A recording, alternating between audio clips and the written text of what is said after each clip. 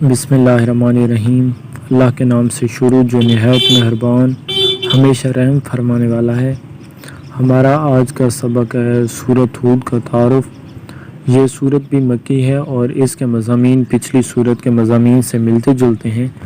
البتہ سورہ یونس میں جن پیغمبروں کے واقعات اختصار کے ساتھ بیان ہوئے تھے، اس سورت میں انہیں تفصیل کے ساتھ بیان کیا گیا ہے۔ خاص طور پر حضرت نوح، حضرت ہود، حضرت صالح، حضرت شعیب اور حضرت لوط علیہ السلام کے واقعات زیادہ تفصیل سے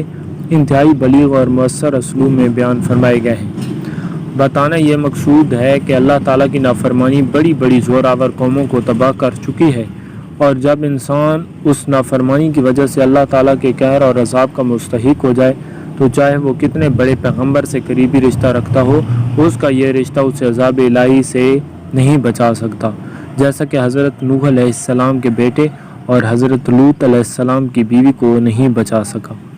اس صورت میں عذاب الہی کے واقعات اتنے مؤثر انداز میں بیان ہوئے ہیں اور دین پر استقامت کا حکم اتنی تاکید سے فرمایا گیا ہے کہ ایک مرتبہ حضرت صلی اللہ علیہ وسلم نے فرمایا کہ مجھے سورۃ ہود اور اس جیسی صورتوں نے بوڑھا کر دیا ہے۔